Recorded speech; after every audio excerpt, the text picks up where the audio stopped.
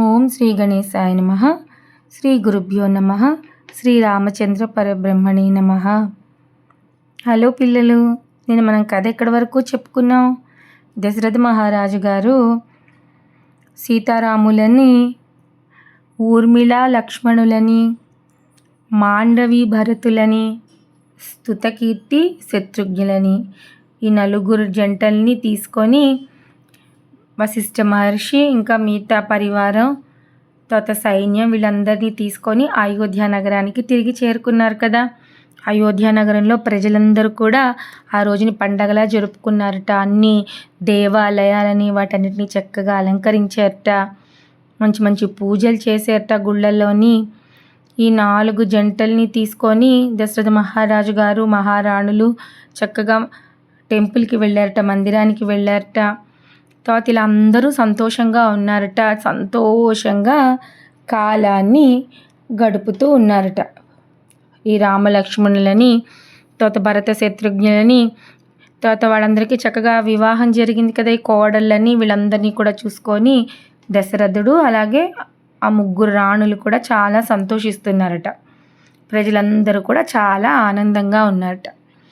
ఇది ఇక్కడ వరకు బాలకాండ అంటారు. నేను చెప్పాను కదా మీకు స్టార్టింగ్లో ఇంట్రడక్షన్ చెప్పినప్పుడు ఏమని, రామాయణంలో 6 కాండలు ఉంటాయి అని. ఇక్కడ వరకు జరిగింది బాలకాండ. కాబట్టి బాలకాండలో జరిగిన కథ అంతా కూడా నేను మళ్ళీ ఒక్కసారి బ్రీఫ్గా మీకు నేను చెప్తాను, సరేనా? బ్రీఫ్గా, చాలా బ్రీఫ్గా. బాలకాండలో ఇప్పటి వరకు ఏం జరిగింది? కోసల దేశాన్ని దశరథ మహారాజు గారు పరిపాలిస్తున్నారు. అయోధ్య నగరం రాజధాని. వాళ్ళు ఇక్ష్వాకు వంశానికి చెందిన సూర్యవంశ రాజులు. చాలా కాలం పిల్లలు లేకపోవడంతో దశరథ మహారాజు గారు పుత్రకామేష్టి యాగాన్ని చేస్తారు. అప్పుడు హోమకుండంలోంచి యజ్ఞపురుషుడు వచ్చి బంగారు గిన్నెలో పాయసాన్ని ఇస్తారు. ఆ పాయసాన్ని దశరథ మహారాజు గారు, ఆయనకి ముఖ్యమైనటువంటి 3 రాణులు ఉన్నారు. వాళ్ళెవరు? కౌసల్యాదేవి, సుమిత్రాదేవి, కైకేయి. వాళ్ళకి ఆ పాయసాన్ని ఇస్తారు. వాళ్ళు ఆ పాయసాన్ని తాగుతారు. తర్వాత దశరథ మహారాజు గారికి రాణులకు 4 పిల్లలు పుడతారు. కౌసల్యాదేవికి రాముడు, కైకేయికి భరతుడు, సుమిత్రకి లక్ష్మణ శత్రుఘ్నులు. వాళ్ళు చక్కగా పెరిగి పెద్దవాళ్ళు అవుతారు. కులగురువు వశిష్ఠుని దగ్గర వాళ్ళు అన్ని విద్యల్ని నేర్చుకొని మళ్ళీ తిరిగి అయోధ్య నగరానికి వస్తారు. అప్పుడు విశ్వామిత్ర మహర్షి వచ్చి యాగాన్ని కాపాడడానికి రాముణ్ణి ఆయనతో పాటు పంపించమంటారు. ఆ విషయం వినగానే దశరథుడు ముందుగా భయపడి ఒప్పుకోడు. కానీ వశిష్ఠ మహర్షి చెప్పడంతో రామలక్ష్మణులని విశ్వామిత్ర మహర్షితో పాటు యాగాన్ని కాపాడడం కోసం పంపిస్తాడు.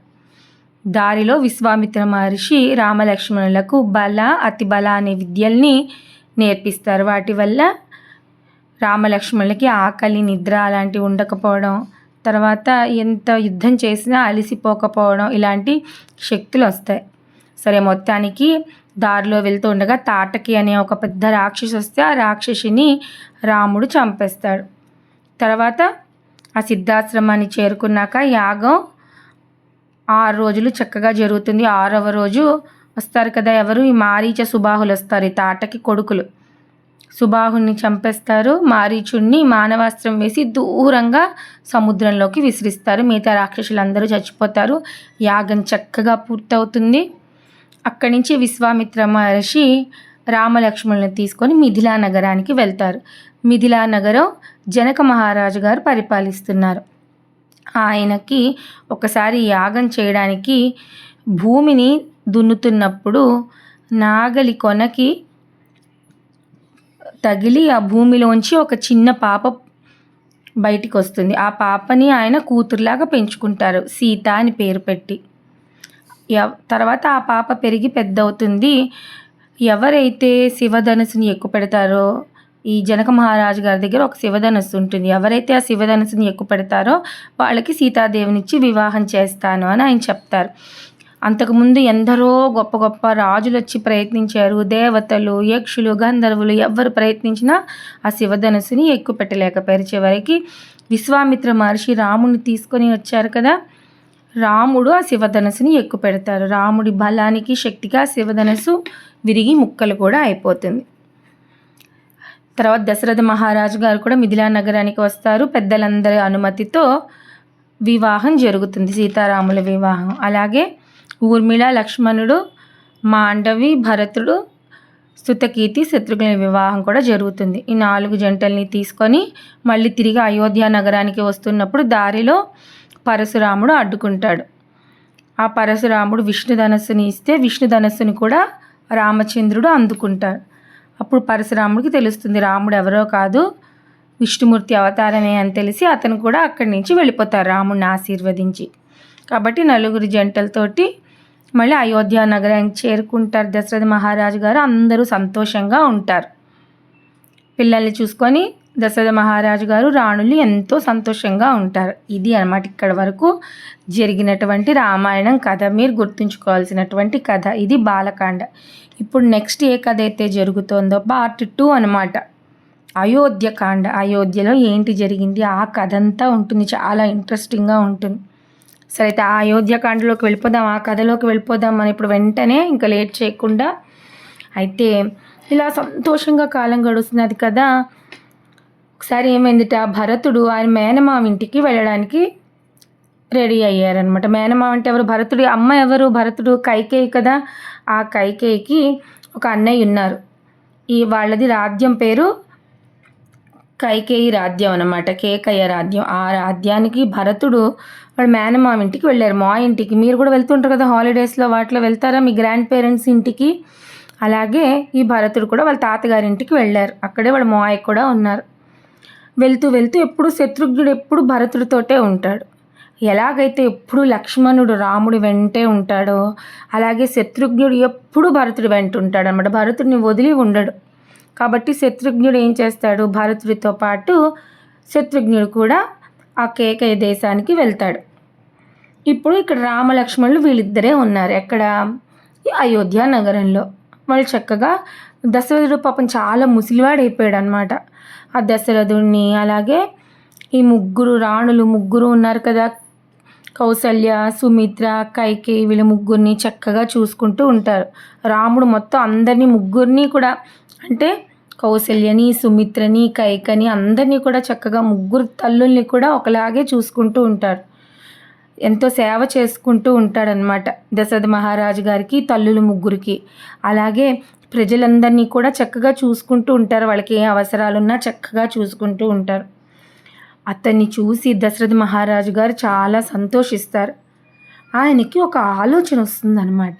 ఏమని? నేను ఇంత ముసలివాడిని అయిపోతున్నాను కదా, నాకు ఎప్పుడైనా ఏమైనా జరగచ్చు, నాకు ఏదైనా జరిగితే నా ప్రజలందరినీ ఎవరు చూసుకుంటారు, నా ప్రజలందరినీ ఎవరు చక్కగా పరిపాలిస్తారు? కాబట్టి రాముణ్ణి యువరాజుగా పట్టాభిషేకం చేద్దాము, నా తర్వాత రాజు అతనే అవుతాడు, ప్రజలందరినీ రాముడు చక్కగా పరిపాలిస్తాడు అని అనుకుంటారు. రాముడు తనకి పెద్ద కొడుకు అని చెప్పేసి ఆయనేమి రాజ్యం ఇచ్చేయడం లేదు. రాముడిలో మంచి మంచి గుణాలు ఉన్నాయన్నమాట. ఆ గుణాలన్నీ చూసి ఆయన ఈ డెసిషన్ తీసుకున్నారు. ఎందుకంటేనట రాముడిలో ఎలాంటి మంచి గుణాలు ఉన్నాయో మనం ఖచ్చితంగా తెలుసుకోవాలి. ఎంత మంచి గుణాలు ఉన్నాయంటేనట, ఎవరైనా కానీ రూడ్గా మాట్లాడారు అనుకోండి, రాముడితో చాలా హార్ష్గా రూడ్గా మాట్లాడితే రాముడు వెంటనే వాళ్ళతో హార్ష్గా మాట్లాడట. ఆయన ఎప్పుడు కూడా సాఫ్ట్గానే మాట్లాడతారట, మృదు భాష, చాలా సాఫ్ట్గా మాట్లాడతారట. ఎంతో వీరుడా, ఎంతో బలం ఉందా, అయినా సరే ఎప్పుడు కూడా చాలా ప్రశాంతంగా ఉంటాడట. ఎవరైనా బోళ్ళని తప్పులు చేశారనుకోండి, వచ్చి ఒక్కసారి చెప్పినా వాళ్ళని క్షమిస్తాడట రాముడు. అంత దయ ఉందిట. తర్వాత ఎప్పుడు కూడా ఆయన దగ్గర మంచి మంచి వెపన్స్ ఉన్నాయి కదా, మంచి మంచి ఆయుధాలు ఉన్నాయా, వాటితో ఎప్పుడు కూడా మంచిగా ప్రాక్టీస్ చేస్తూ ఉంటాడనమాట. ఆయన ఎప్పుడు కూడా ఎవర్ రెడీ అనమాట ఫర్ బ్యాటిల్. అంత చక్కగా ఉంటాడట. ఋషులని, మునులని, మహాత్ములని, పెద్దవాళ్ళని వీళ్ళందరినీ కూడా ఎంతగానో గౌరవిస్తూ వాళ్ళకి సేవలు చేస్తూ ఉంటాడట. తర్వాత చాలా మంచి బుద్ధిమంతుడుట. ఎప్పుడు అబద్ధాలు చెప్పట. ఎంతో మంచిగా, నీతిగా, నిజాయితీగా ఉంటాడట. అతని కిందన పని చేసే వాళ్ళని కూడా ప్రేమగా చూసుకుంటాడట. మంచి కైండ్ హార్టెడ్ పర్సన్ అనమాట. తర్వాత చాలా దయ అనమాట. మనుషులన్నా తర్వాత జంతువుల్ని కూడా చాలా దయగా చూసుకుంటారట. మంచి కూల్ హెడెడ్ పర్సన్ అనమాట ఆల్వేస్. తర్వాత ఎప్పుడు సెల్ఫ్ కంట్రోల్లో ఉంటారట. చాలా మంచి ప్యూర్ ఎట్ హార్ట్ అనమాట. అంతేకాకుండా మంచి లెర్న్డ్ పర్సన్ అనమాట. అన్ని శాస్త్రాలు తెలిసిన వాళ్ళట. ఎవరి గురించి ఎదుటి వాళ్ళు చెడ్డవాళ్ళైనా సరే వాళ్ళ గురించి చెడ్డగా మాట్లాడట. మంచి విలుకాడు కదా, మంచి మంచి విలువిద్య బాగా తెలుసు, మంచి వీరుడు. అయినా సరే ఎప్పుడూ కూడా ఏమాత్రం కోపం ఉండదుట. ఆయన జితేంద్రియుడు. తర్వాత జితక్రోధుడు. ఏమాత్రం కోపం లేదుట, జెలసీ లేదుట పక్క వాళ్ళని చూసారా ఎన్ని మంచి గుణాలు ఉన్నాయో, ఎన్ని మంచి హ్యాబిట్స్ ఉన్నాయో రాముల్లోని. ఇన్ని మంచి మంచి గొప్ప గొప్ప హ్యాబిట్స్ ఉన్నా కూడా ఆయనకి ఎప్పుడు గర్వం లేదుట. ఆహా నేనే గ్రేట్, నేనే గొప్ప, నేనే గ్రేట్ అని అలాంటి ఎప్పుడు కూడా ఆయనకి లేవట. ఇలాంటి మంచి మంచి గుణాలు ఉన్నాయి కాబట్టే ఇతన్ని రాజుని చేయాలని అప్పుడు దశరథుడు అనుకున్నాడు. ఇన్ని మంచి గుణాలు ఉన్నాయి కాబట్టి ఇప్పటికీ కూడా మనందరము రాముణ్ణి ఇంతలాగా కొలుస్తున్నాం. త్రేతాయుగంలో జరిగిన రామాయణం కథని ఇప్పటికి కూడా మనందరం వింటున్నాం. దానికి కారణం ఏంటి? కేవలం రాముడే, రాముడి గుణాలే.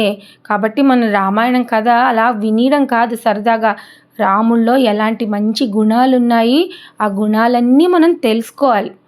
ఆ గుణాలలో కొన్ని గుణాలైనా మనం పాటించాలి. మనం కూడా రాముడు ఎలా చేస్తున్నాడో తెలుసుకొని మనం కూడా అలాంటి మంచి గుణాలు మనలో తెచ్చుకునేలాగా ప్రయత్నించాలన్నమాట.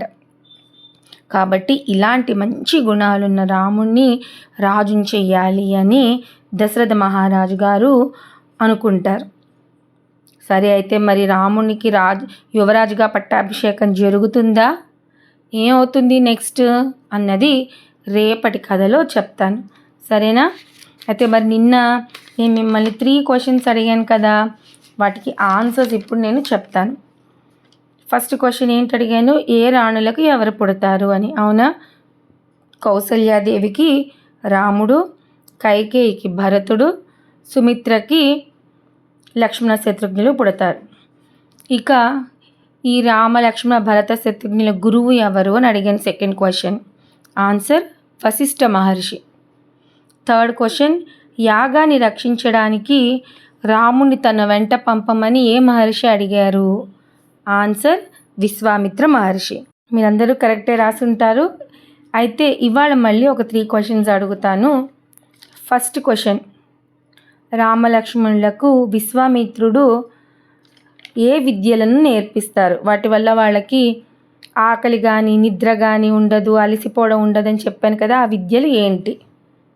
ఇక సెకండ్ క్వశ్చన్, రాముడు ఒక రాక్షసిని చంపుతాడు. విశ్వామిత్ర మహర్షితో పాటు అడవిలో వెళ్తున్నప్పుడు ఒక పెద్ద రాక్షసి వస్తుంది. ఆ రాక్షసి ఎవరు? ఆ రాక్షసి పేరేంటి? అది సెకండ్ క్వశ్చన్. థర్డ్ క్వశ్చన్, యాగాన్ని నాశనం చేయడానికి 2 రాక్షస సోదరులు అంటే బ్రదర్స్ 2 ఉన్నారు కదా రాక్షసులు, వాళ్ళిద్దరు వస్తారు ఆ యాగాన్ని నాశనం చేయడానికి. ఆ బ్రదర్స్ ఎవరు? వాళ్ళ పేర్లేంటి? అది థర్డ్ క్వశ్చన్. వీటికి ఆన్సర్స్ మీకు తెలిస్తే కామెంట్ సెక్షన్లో పెట్టండి. రేపు వీటి ఆన్సర్స్ చెప్తాను. సరేనా? ఓకే పిల్లలు, బాయ్.